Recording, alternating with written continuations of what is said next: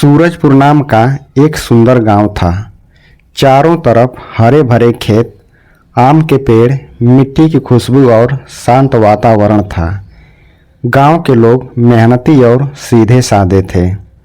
सुबह होते ही खेतों में हल चलने लगते, बच्चे स्कूल जाते और औरतें घर के कामों में लग जाती। सब कुछ शांत था, लेकिन इस गांव में एक ऐसा युवक भी रहता था जिससे लोग थोड़ा डरते थे। उस युवक का नाम था राघव।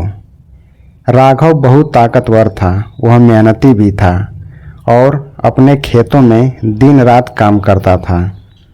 उसके पिता का देहांत बचपन में ही हो गया था, इसलिए उसने कम उम्र में ही जिम्मेदारियां संभाल ली थी। उसकी माँ ने उसे बहुत प्यार से पाला था, लेकिन राघव की एक बहुत बड़ी कमजोरी थी, उसका क्रोध। उसे छोटी छोटी बातों पर बहुत गुस्सा आ जाता था। अगर कोई मजदूर काम में थोड़ी देर कर दे तो वह चिल्लाने लगता। अगर बैल हल ठीक से न खींचे तो वह उन्हें मारने लगता। गांव का कोई आदमी उसकी बात काट दे तो वह झगड़े पर उतर आता। धीरे धीरे लोगों ने उससे दूरी बनानी शुरू कर दी। बच्चे उसे देखते ही रास्ता बदल लेते, पड़ोसी उससे कम ही बातें करते, यहाँ तक कि उसके अपने दोस्त भी उससे दूर हो गए। राघव को लगता था कि लोग उससे जलते हैं, इसलिए उससे दूरी बनाते हैं, लेकिन सच्चाई यह थी कि लोग उसके गुस्से से डरते थे। उसकी माँ गौरी अक्सर उसे समझाती थी, बेटा, इंसान की ताकत उसकी आवाज़ में नहीं, उसके धैर्य में होती है। लेकिन राघव हर बार यही कहता, माँ, अगर मैं सख्त नहीं रहूँगा तो लोग मुझे कमज़ोर समझेंगे। एक दिन गांव में एक बड़ी घटना हो गई। राघव खेत में काम कर रहा था, तभी उसका पुराना दोस्त मोहन वहाँ आया। मोहन ने मजाक में कह दिया, राघव, इस बार तुम्हारी फसल पहले जैसी अच्छी नहीं लग रही। बस इतनी सी बात सुनते ही राघव का चेहरा लाल हो गया। तुम मेरा मजाक उड़ा रहे हो? वह जोर से चिल्लाया। मोहन ने समझाने की कोशिश की, अरे नहीं, मैं तो बस। लेकिन राघव ने गुस्से में उसे धक्का दे दिया। मोहन गिर पड़ा और उसके हाथ में चोट लग गई। यह देखकर आसपास के लोग दौड़ पड़े। किसी ने मोहन को उठाया तो किसी ने राघव को शांत करने की कोशिश की। मोहन दुखी होकर वहां से चला गया। उस दिन पहली बार राघव की माँ ने उससे बहुत कठोर शब्दों में कहा, जिस क्रोध को तुम अपनी ताकत समझते हो वही एक दिन तुम्हें अकेला कर देगा। राघव गुस्से में घर से बाहर निकल गया। वह नदी किनारे जाकर बैठ गया। शाम का समय था, सूरज डूब रहा था। नदी का पानी शांत था, लेकिन राघव का मन अशांत था। तभी उसने देखा कि एक वृद्ध संत पेड़ के नीचे बैठे हैं। उनके चेहरे पर अद्भुत शांति थी। वे थे स्वामी शांतानंद। संत ने राघव को पास बुलाया। बेटा, इतने परेशान क्यों हो? राघव पहले तो चुप रहा, फिर बोला, मुझे बहुत गुस्सा आता है, लोग मुझे समझते नहीं। संत मुस्कुराए। क्रोध दूसरों की गलती की सजा खुद को देने जैसा है। राघव उनकी बात पूरी तरह समझ नहीं पाया। संत ने कहा, अगर सच में बदलना चाहते हो तो कल सुबह मेरे पास आना। अगले दिन राघव उनके पास पहुंचा। संत ने उसे एक भारी थैला दिया। उसमें बहुत सारी लोहे की कीलें थी और एक हथौड़ा भी। उन्होंने कहा, जब भी तुम्हें क्रोध आए, गांव के बाहर पुराने बरगद के पेड़ में एक कील ठोक देना। राघव को यह अजीब लगा, लेकिन उसने हाँ कर दी। पहले ही दिन उसने 37 कीलें ठोक दी। कभी मजदूर पर गुस्सा आया, कभी जानवर पर, कभी किसी बात पर। हर बार वह जाकर पेड़ में कील ठोक देता। कुछ दिनों बाद उसके हाथों में दर्द होने लगा। उसे एहसास हुआ कि बार बार गुस्सा करना कितना भारी पड़ रहा है। धीरे धीरे उसने अपने गुस्से को रोकने की कोशिश शुरू की। जब गुस्सा आता तो वह गहरी सांस लेता, खुद को शांत करने की कोशिश करता। अब कीलों की संख्या कम होने लगी। 37 से 20, फिर 10, फिर 5। एक दिन ऐसा आया जब उसने एक भी कील नहीं ठोकी। वह खुशी खुशी संत के पास पहुंचा।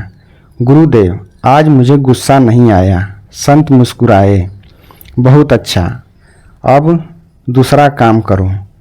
जब भी तुम अपने क्रोध पर नियंत्रण कर लो, पेड़ से एक कील निकाल देना। अब राघव रोज पेड़ के पास जाता और एक एक करके कील निकालने लगा। यह काम आसान नहीं था। कुछ कीलें इतनी गहराई तक धंस चुकी थी कि उन्हें निकालते समय बहुत मेहनत करनी पड़ती। कई हफ्तों बाद आखिरकार उसने सारी कीलें निकाल दी। वह गर्व से संत के पास पहुंचा। संत उसे बरगद के पेड़ के पास ले गए। अब इस पेड़ को ध्यान से देखो।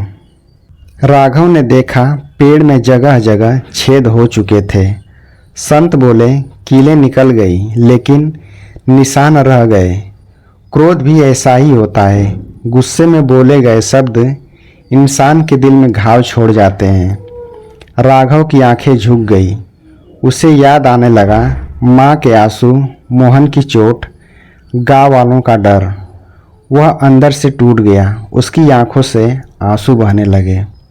गुरुदेव, क्या ये निशान कभी मिट सकते हैं? संत बोले, समय के साथ घाव भर सकते हैं, लेकिन निशान हमेशा याद दिलाते हैं कि कभी दर्द हुआ था। इसलिए शब्द बोलने से पहले सोचो। उस दिन राघव ने खुद को बदलने का फैसला कर लिया। वह सबसे पहले अपने दोस्त मोहन के घर गया। मोहन उसे देखकर चौंक गया। राघव ने सिर झुका लिया। मुझे माफ़ कर दो, मैंने गुस्से में तुम्हें चोट पहुंचाई।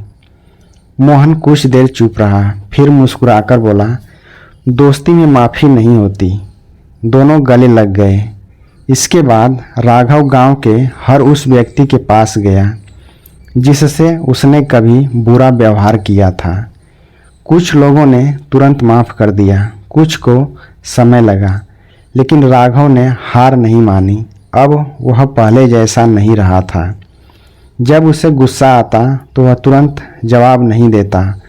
वह शांत होकर सोचता। धीरे धीरे उसका व्यवहार बदलने लगा। गांव वाले भी यह बदलाव देखकर हैरान थे। जो लोग पहले उससे डरते थे अब उसकी इज्जत करने लगे। एक दिन गांव में दो किसानों के बीच जमीन को लेकर झगड़ा हो गया। दोनों एक दूसरे पर चिल्ला रहे थे। गांव वाले इकट्ठा हो गए। तभी राघव वहां पहुंचा। पहले लोग सोच रहे थे कि वह भी गुस्से में झगड़ा बढ़ा देगा, लेकिन इस बार उसने शांत आवाज में दोनों को समझाया। उसने धैर्य से दोनों की बात सुनी और ऐसा समाधान निकाला कि दोनों मान गए। लोगों को अपनी आंखों पर विश्वास नहीं हुआ। गांव के मुखिया ने कहा, जिस आदमी के क्रोध से पूरा गांव डरता था, आज वही गांव में शांति ला रहा है। समय बीतता गया। अब राघव सिर्फ ताकतवर किसान नहीं, बल्कि समझदार इंसान बन चुका था। लोग अपनी समस्याएं लेकर उसके पास आने लगे। वह बच्चों को भी सिखाता, क्रोध आने में कुछ पल लगते हैं, लेकिन उसका नुकसान कई साल तक रहता है।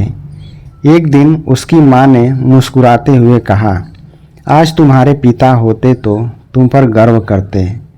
यह सुनकर राघव की आंखें भर आई। उसने आसमान की ओर देखा और मन ही मन प्रण लिया कि अब वह कभी क्रोध को अपने ऊपर हावी नहीं होने देगा। सालों बाद जब राघव बूढ़ा हो गया, तब भी लोग उसकी कहानी सुनाते थे। गांव के बच्चे अक्सर उससे पूछते, दादाजी, इंसान सबसे बड़ा कैसे बनता है? राघव मुस्कुराकर कहता, जो इंसान अपने क्रोध को जीत लेता है वह दुनिया की सबसे बड़ी लड़ाई जीत लेता है। और फिर वह बरगद के उस पुराने पेड़ की ओर इशारा करता जिसके निशान आज भी लोगों को एक सीख देते थे। शिक्षा। क्रोध इंसान का सबसे बड़ा शत्रु है। गुस्से में बोले गए शब्द और किए गए काम जीवन भर घाव दे सकते हैं। धैर्य और शांति ही इंसान की सच्ची ताकत है। तो दोस्तों, ये कहानी कैसी लगी? अगर कहानी पसंद आई हो तो वीडियो को लाइक, कमेंट और चैनल को सब्सक्राइब जरूर करें। मिलते हैं अगली वीडियो में। धन्यवाद।